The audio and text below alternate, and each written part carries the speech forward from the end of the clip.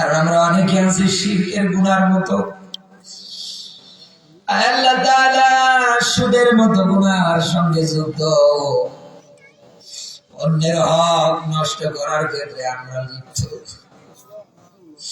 আল্লাহ তাআলা তুমি যদি আমাদের মাফ না করো, আমাদের তো কোনো উপায় থাকবে না।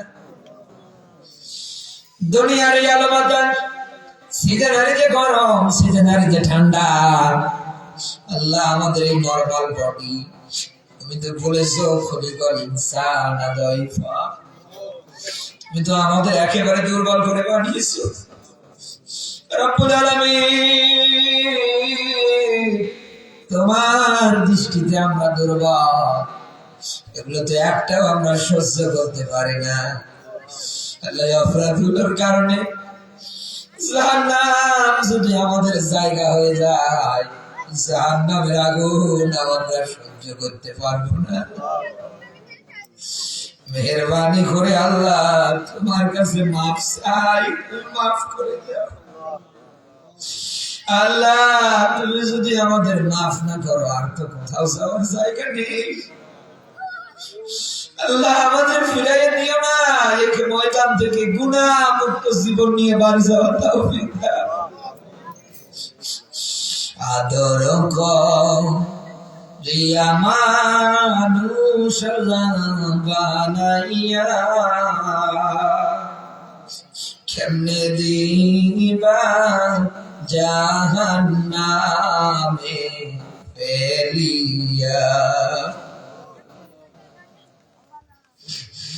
রব্বুল আলামিন আমার সঙ্গে হাত উঠিয়েছে, আমিন আমিন বলছে। আল্লাহ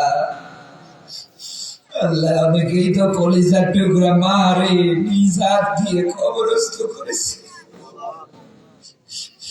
আল্লাহ মা মা মা বলে যত ডাকি ততই তো মনের মধ্যে শান্তি আসে। আর এই বান্দাগুলো মাকে নিজ হাত দিয়ে দাফন করার পরে বাড়িতে যদি ছোট্ট একটা মেয়ে থাকে, মেয়েটার একটা নাম আছে, তারপরেও মেয়েটার নাম ধরে না ডেকে বাড়িতে গিয়ে ডাকতে আম্মু, ও আম্মু, ও আমার মা। মেয়েটা মাইন্ড করে চিন্তা করে, বাবা আমার তো একটা নাম আছে, তুমি তো আমার একটা নাম রেখেছো, আমার আম্মু মা বলে কেন ডাকো? আল্লাহ তোমার এই মা পাগল বান্দাগুলো মেয়ের কাছে জবাব দেয়, মা তোর মতো আমারও তো একটা মা ছিল, আমি আমার এই দুটো হাত দিয়ে আমার মার চিরদিনের জন্য মাটির বিছানায় শুয়ে দিয়েছি।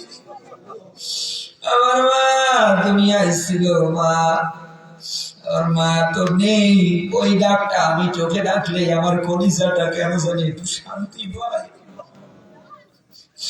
রব্বুল আলামিন এই ঠাকুর গায়ের জমিনে তাকিয়ে দেখো, তোমার কত গোলামেরা মারে হারিয়ে হাওয়া করে কাঁদছে। আল্লাহ আমার মাহফুজুল আজাদি ভাই মা হারিয়েছে, বাবা হারিয়েছে। আল্লাহ তার বাবার কবরটারে জান্নাতের বাগান বানাও। আল্লাহ তার মা বেঁচে আছে দেখে। আল্লাহ আজকের মাহফিলের গেস্ট অফ অনার আল্লাহ আমার ইসরাফিল ভাই, তার মা হারিয়েছে। আল্লাহ তার মাকে তুমি মাফ করে দাও। আল্লাহ তেনার মা সহকারে যাদের মা কবরে, আল্লাহ কবরটা নিয়ে যেতার না বলা। আল্লাহ তোকে চোখের পানি ফেলে কাঁদছে মা। আল্লাহ আল্লাহ তোমার রসুল দাঁড়িয়েছে, ওয়ারিসের দোয়া তুমি ফিরিয়ে দাও না। আমরা ওয়ারিস দোয়া করছি, আল্লাহ কবরটা জান্নাতের বাগান বানাও। আল্লাহ মা কি নিয়ামত তুমি দিয়েছিলে, খেতে বসলে যদি পোশাক করে দিতাম একটা বারের জন্য তো রাগ হতো না। এত পোশাক করতাম, পায়খানা করতাম, পরিষ্কার করতাম, তারপরে রাগ হতো না। কান্না করতাম, বারবার কপালে চুমু দিত, কোলে নিয়ে হাঁটাহাঁটি করতো। আমি দোয়া করছি, আল্লাহ মায়ের কবরটা জান্নাতের বাগান বানাও। তোমার হাবিব মা হারিয়ে প্রায় মায়ের কবরের পাশে দাঁড়াতে সাবিরা জিজ্ঞেস করতেন, হুজুর এই কবরের পাশে দাঁড়ান। সাবিরা ডাক দিয়ে বলে, হুজুরের কবরের পাশে দাঁড়ান কেন? নবী ডাক দিয়ে বলেন, সাবিরা এটা আমার মায়ের কবর, আমি মায়ের কবরের পাশে দাঁড়ালে আমার ছোটবেলার আদরের কথা মনে পড়ে না। আল্লাহ আমার জীবনে ছোটবেলার অনেক স্মৃতি আছে মায়ের সঙ্গে, আল্লাহ মাফ করে দাও মা।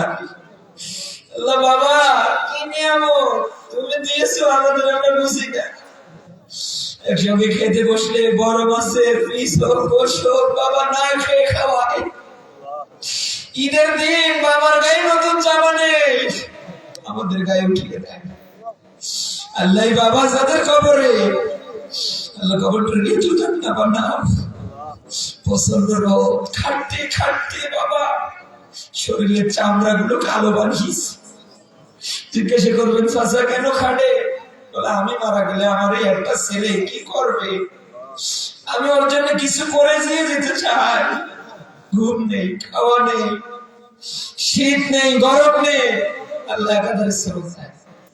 আল্লাহ এই বাবা নামের বট গাছ আমার মাহফুল্লাহ তারা দিবে হারিয়েছে, মাফ করে দাও।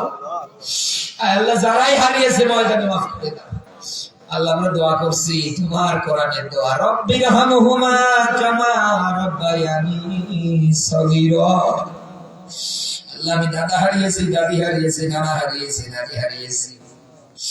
আল্লাহ আমার মতো হতভাগা কপাল পোড়া যারা আছে আমরা দোয়া করি তাদের দাদা দাদি নানা নানির কবর গুলোরে জান্নাতের বাগান বানাও। আল্লাহ এভাবে আমরা ধারাবাহিক ভাবে পিতৃমাতৃ বলতে যে যাকে হারিয়েছি বিদায় তার মাগফিরাত কামনা করছি, মাফ করে দাও। আল্লাহ যাদের মা বাবা বেঁচে আছে আল্লাহ নেক হায়াত দিয়ে দাও। আল্লাহ আমরা যারা জীবিত আছে আমাদের সবাইকে দ্বীনের পথে কবুল করে নাও। রব্বুল আলামিন ইসলামী আন্দোলনের পথে তুমি কবুল করে নাও।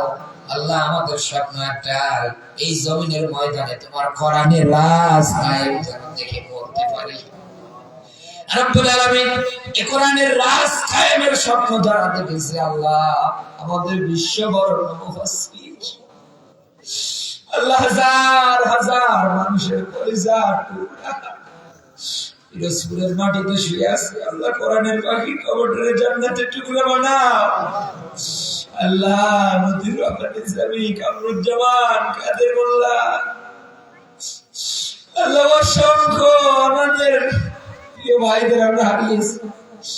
আল্লাহ এই ফ্যাসিস্ট জালেম ফাঁসির দড়িতে ঝুলিয়ে মেরেছে। আল্লাহ কোরআন হাদিস পড়ে বুঝি যারা দিনের পথে অটুট থাকে তোমার ব্যাখ্যা ওলা তাকুলু লিমা ইউকতালু ফি সাবিলিল্লাহ, এরা তো মরে না, এরা জিন্দা। আল্লাহ এই মানুষগুলোকে তুমি রিজিক দাও, শাহাদাতের মরণ দিয়ে বরণ করে দাও। আল্লাহ আমরা দোয়া করি এই মানুষগুলোর কবরটারে জান্নাতের বাগান বানাও। আল্লাহ এই পথে যারা আজও সংগ্রাম করে যাচ্ছে আমিরে জামাত সহকারে ডক্টর শফিকুল ইসলাম মাসুদ ভাই সহকারে আল্লাহ এই জেলার কৃতি সন্তান 54টা দিন রিমান্ডে ছিল।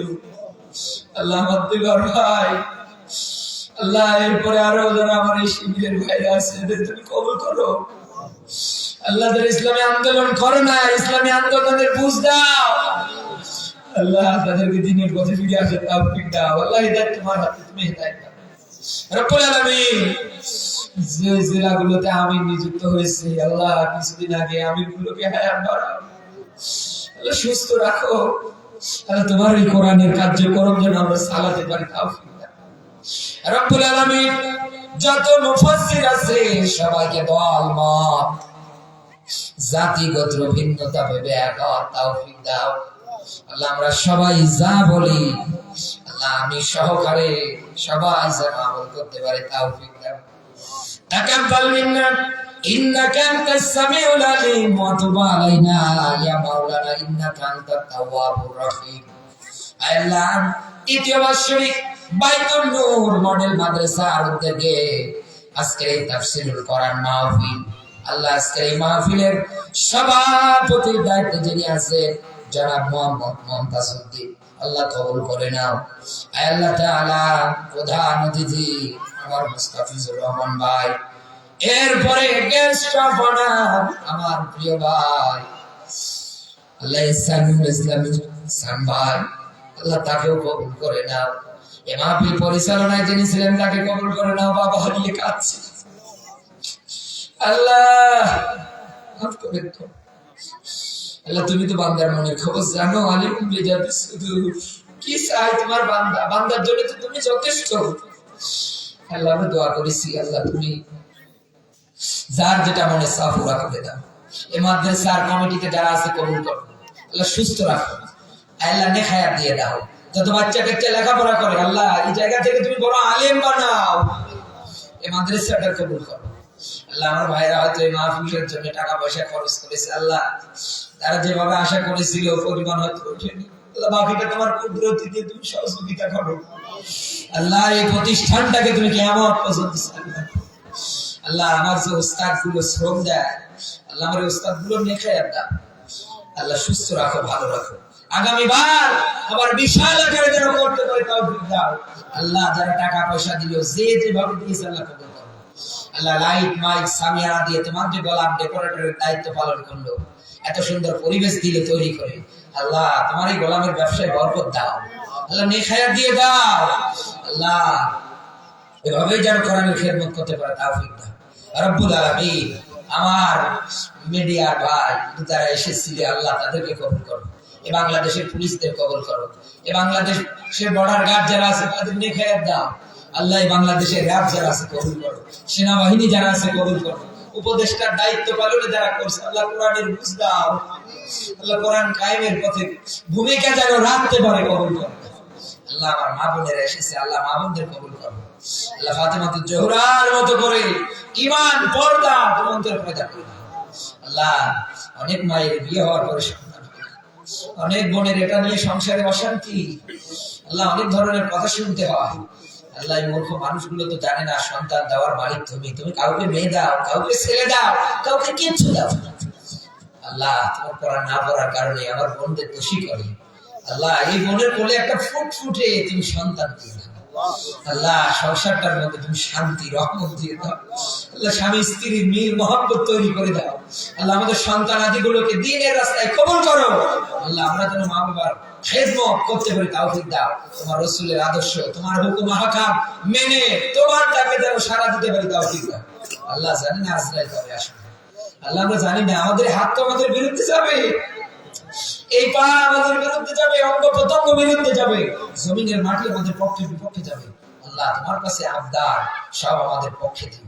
আল্লাহ কবে আজরাইল আসবে জানি না, তবে আজরাইল যেদিন আসবে জমানে জারি করে দিও লা ইলাহা ইল্লাল্লাহ মুহাম্মাদুর রাসূলুল্লাহ সাল্লাল্লাহু আলাইহি ওয়াসাল্লাম। আসসালামু আলাইকুম ওয়া রাহমাতুল্লাহি ওয়া বারাকাতুহু। এই চার্জারে খাটো বল,